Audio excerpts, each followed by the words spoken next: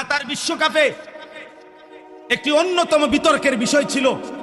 কাতার সরকার বিশ্বকাপের সময় ঘোষণা দিছিল মদের বোতল স্টেডিয়ামে খোলাভাবে খাওয়া যাবে না। এটা নিয়ে গোটা ইউরোপ প্রতিবাদ করছিল।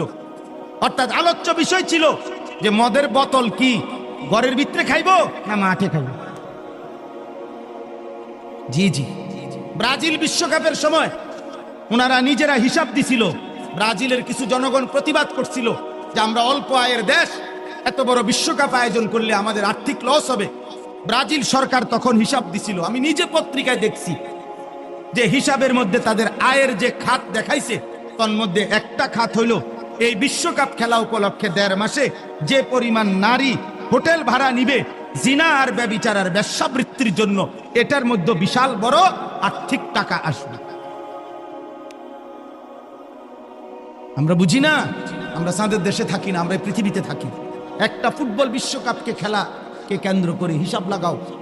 কারো যদি বিবেক থাকে তুমি অনলাইনে সার্চ করে দেখো এখানে মদের আড্ডা চলবে কি পরিমাণ, অনলাইনে জুয়া খেলা হবে কি পরিমাণ, এবং জিনা ব্যভিচার নারীর অসৎ অবাধ মেলামেশা হবে কি পরিমাণ।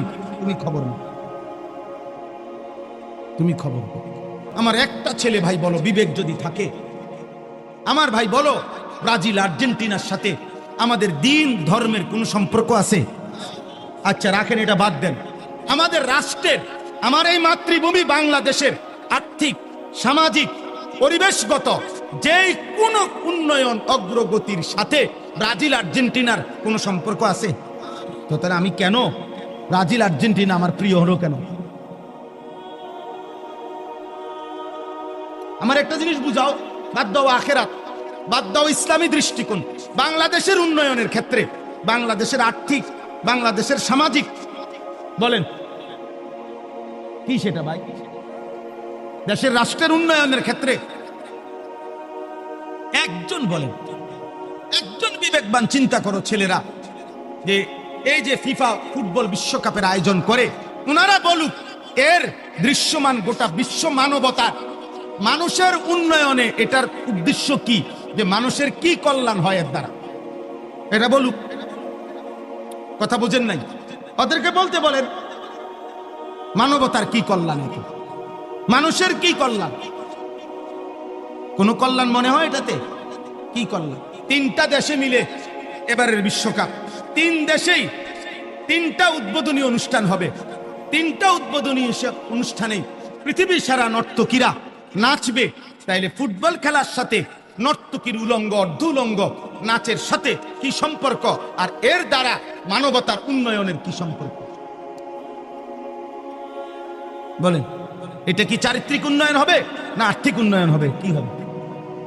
কিছুই হবে, কিছুই গুনাহ।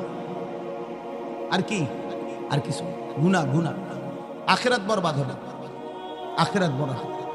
এই জন্য মদের আড্ডায় যাইও না, জুয়ার আড্ডায় যাইও না, নেশার আড্ডায় যাইও না। পচা জিনিস, আবর্জনা মানুষ ফেলে দেয়। এই জন্য যে ছেলেরা চরিত্র নষ্ট করছো, আখলাক নষ্ট করতেছো, একদিন ডাস্টবিনের ময়লার মতো এই সমাজ তোমাকে ছুঁড়ে ফেলে দিবে।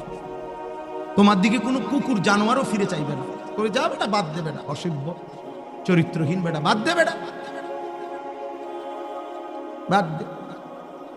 আল্লাহ আমাদেরকে হেফাজত করে। ওয়ায়ুতি কুল্লাযী ফাদলিন ফাদলাহু। আল্লাহ তাআলা বলেন দুনিয়ার বিনিময় তো দেব সবকিছু উত্তম, আর আখিরাতে তোমার প্রতিটা নেক আমলের বিনিময়ে সর্বোত্তম বিনিময় জান্নাত দিয়ে দেব।